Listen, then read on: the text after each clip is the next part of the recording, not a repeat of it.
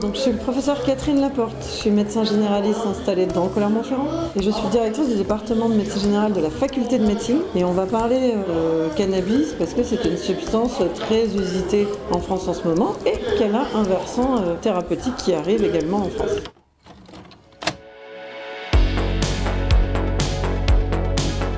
Alors on parle beaucoup de cannabis en ce moment en France pour deux raisons principales. La première, c'est que la plante cannabis donne le THC, le delta-9 hydrocannabidiol, qui est la substance illicite, qui est une drogue, une substance psychotrope non autorisée en France, ni à la culture, ni à la consommation, ni à la vente, et qu'elle a des effets délétères sur la santé somatique, psychique et psychiatrique. Et à côté de ça, en parallèle, on a une expérimentation en cours pour utiliser les mêmes produits, mais de manière contrôlée, de manière médicale en fait, pour utiliser les vertus de cette plante, mais de manière médicale, médicinale, pour en faire des médicaments. Le message très important, c'est sur l'adolescence. Tout le système neurologique n'est pas à maturation avant 20 ans, 25 ans. Si vous consommez à cette période-là, ça interfère avec le système dopaminergique qui va être impliqué notamment dans les troubles de l'usage, dans la dépendance, mais aussi dans tout ce qui est mémoire de travail, donc des troubles cognitifs qui peuvent perdurer et qui vont aussi être d'autant plus graves qu'on a pris le cannabis tôt et en grande quantité. On a des liens avec certaines maladies psychiatriques comme la schizophrénie. Alors le cannabis, consommer du cannabis ne donne pas la schizophrénie. C'est pas une relation de causalité. On va avoir des effets aussi d'angoisse, paradoxalement, alors qu'il est souvent consommé pour diminuer un peu les angoisses et l'anxiété, mais finalement, ça les aggrave à moyen et long terme.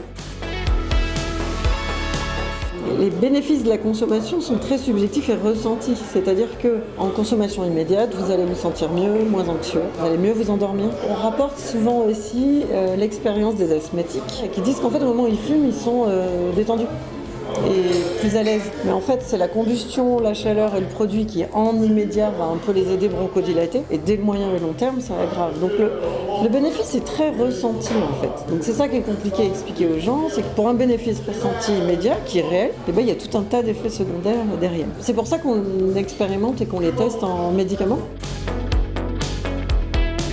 Le cannabis médical, alors il est autorisé en France mais non commercialisé. Et en fait, il y a une expérimentation qui est en train de définir si on pourrait l'utiliser, le prescrire, pour 5 indications précises. Les douleurs neuropathiques rebelles, la spasticité dans la sclérose en plaques, les épilepsies très sévères, certains effets des maladies oncologiques, des cancers comme l'anorexie, et l'utilisation en soins palliatifs.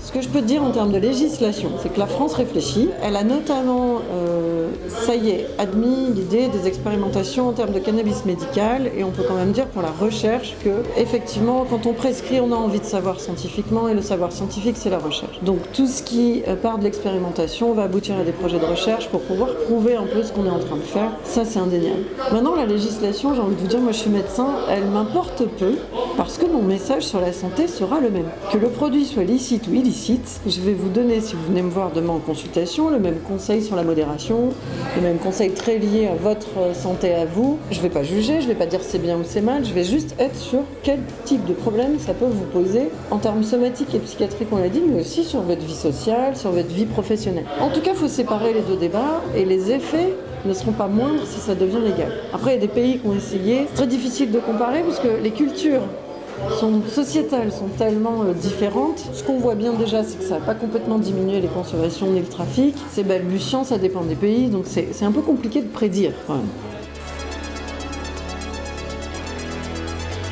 La consommation de cannabis, je dirais que c'est comme la consommation de tous les psychotropes, c'est agréable. Boire un verre de vin, c'est agréable. Prendre une cigarette, pour certains, c'est agréable. Je pense qu'il ne faut jamais oublier que si les gens, les Français, puis partout dans le monde, on consomme, c'est que c'est agréable.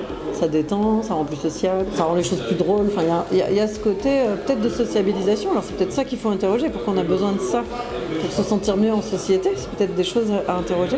Ce qui est sûr, c'est que mon message et ma prise en charge en prévention individuelle et ciblée ne peut se faire que si on est soutenu par des messages forts de santé publique. Et là, c'est nos instances et nos tutelles qui doivent s'engager sur des campagnes de prévention à tout âge, sur tous les produits, de manière simple, avec des messages clairs.